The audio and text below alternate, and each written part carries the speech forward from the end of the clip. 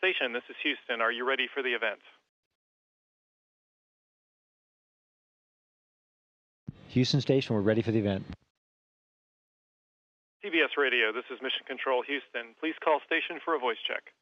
Station, good morning. This is CBS News Radio. How do you hear us? We've got you loud and clear. Good morning. Commander Dan Burbank and Flight Engineer Don Pettit, good morning. This is Peter King. Bill Harwood will be joining me in just a moment. And we just want to start with the news of the day, and that is this solar storm that we've all been talking about that's pretty much turned out to be a bust.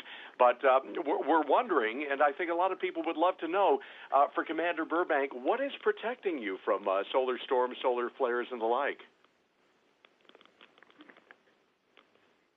Well, yeah, you should. Well, in general, Peter, the same thing that's protecting you and all the folks on planet Earth. Most of the work is done by the Earth's magnetosphere, and we're above the atmosphere. So there's some of the protection that you also get by the atmosphere that we don't benefit from. The space station hull itself actually protects us some, and it kind of depends on the energy of the particles.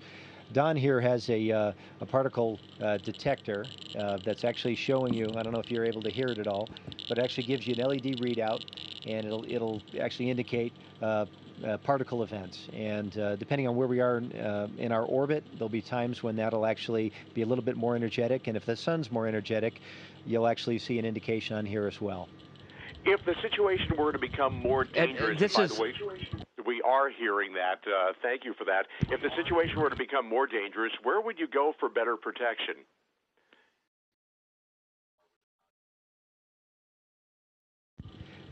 There's actually a place in the back part of the space station in the service module that's probably the best shielded place we have on space station from a radiation standpoint. You know, ultimately, if it got serious enough, then you always have the capability of returning. And in low Earth orbit, generally speaking, I don't think that's ever been really a big issue. We get reports, and the spaceflight meteorological folks that track this for NASA give us reports regularly. The doctors track it as well. We wear dosimeters. We actually have dosimeters in our pockets. We take those up with us uphill and have them while we're on orbit as well. And we got lots of folks and lots of technology that kind of has our back when it comes to radiation.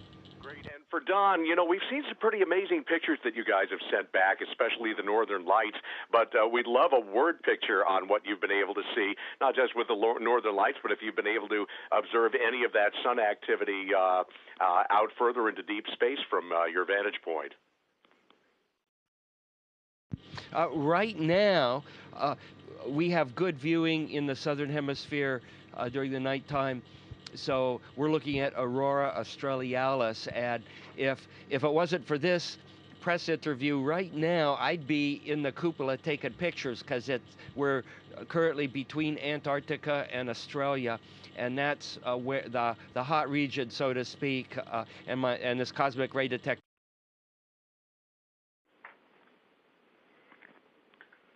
Time.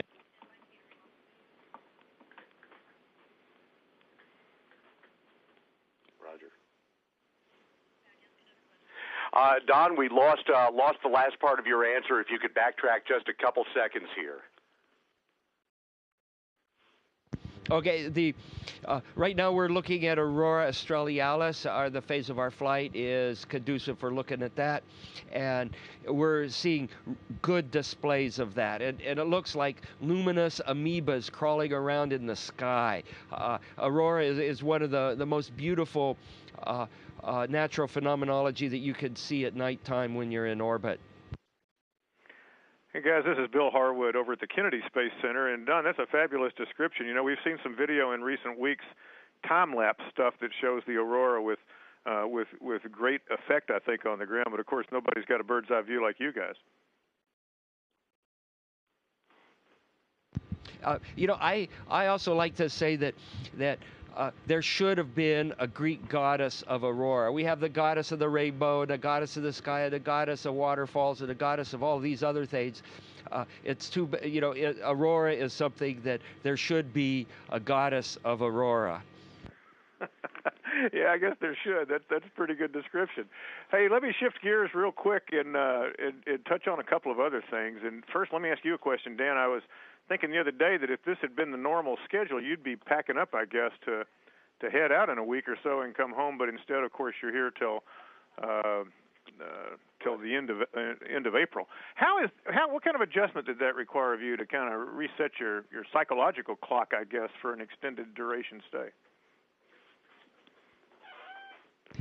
Actually, Bill, I think everybody on board was very happy to have a little bit more time here. We actually lost some time on our expedition, Anton, Anatoly, and I, because of a delay in our launch, and we were actually kind of happy to get the time back on the other end. Now, it's unfortunate, and certainly it's a difficult thing to work through from an engineering standpoint to have to accelerate the processing for the other Soyuz vehicles.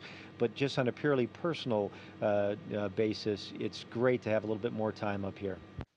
Yeah, I bet, especially when you get to see something like these Aurora. Let me ask Don Pettit a quick question. We were out here, I guess, a week or so ago, and SpaceX stood up the Falcon 9 and the Dragon on top, and I guess that thing's supposed to actually get there around the 3rd of May on the current schedule anyway. Can you give us a little sense of what you guys have to do? I know Dan will be gone, but what you and Andre have to do to get ready for that, to be prepared for it, or are you already ready? I'm not sure how much additional work is required. There's a fair amount of work when a visiting vehicle comes up, and Dragon and Cygnus and HTV all come close to station, and then we snag them with a robotic arm, and it's kind of like a lasso and a steer in the rodeo. Hopefully it's not going to be bucking so much, and we just fly into it with the arm and grapple it, and then we berth the spacecraft to one of our berthing ports. And then we open up the hatch and unload all the supplies.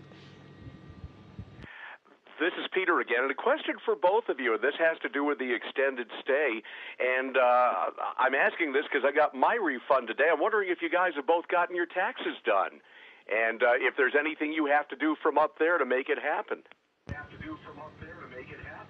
I haven't filed my taxes because I was in orbit, but I don't think that's much of an excuse, or I won't be filing mine, but I did put in an extension before launch. I figured that would be a safe thing to do. Commander? Yeah, same here. Smart move and good planning on both your parts.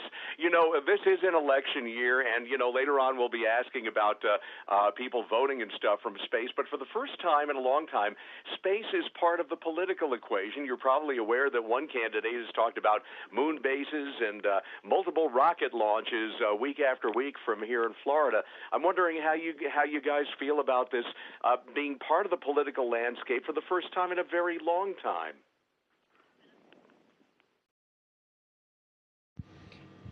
Well, I think, and I've said this before, but I think if you're talking to astronauts or anybody in the space business, including all the folks that make it possible that work with us on the ground, you could never go fast enough or far enough for us, and it's always a good thing to have space elevated a little bit in the public consciousness. It is such a very small amount that we, as a people, as taxpayers, invest in space, and for that we get so much as a benefit. It goes directly into our tax base, certainly, but the technology, that you're in space and able to kind of push the bounds of human experience, that in itself is priceless. But it's on the order of 0.5% of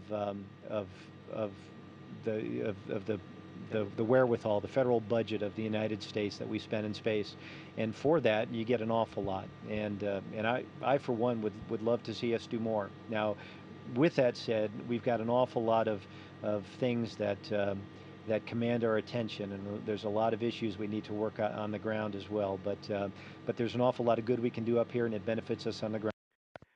I get one more question here, so I'm going to throw this over to Don Pettit because you've got a new video that's been up online using the Angry Birds to teach physics. Tell us a little bit about why it's important to use something that's that well known to reach out to young people here.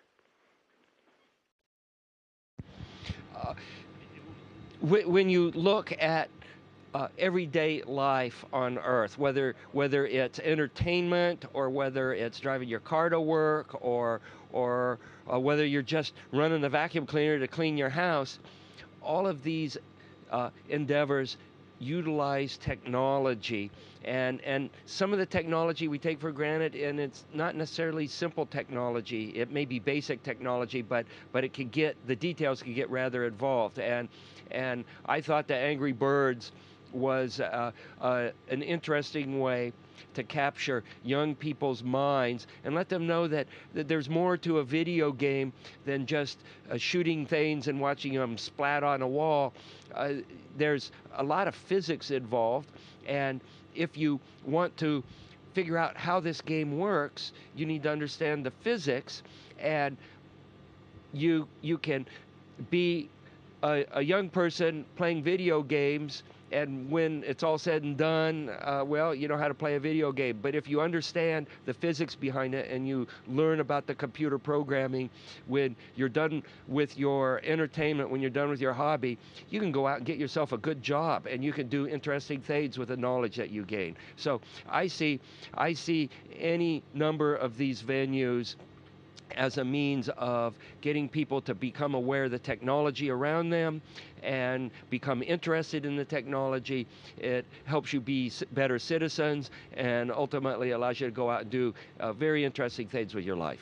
Great. Don Pettit and Commander Dan Burbank, we thank you both for your time. Have a great rest of your flight. Stay safe, and we'll look forward to seeing you back down here on Earth in a few weeks.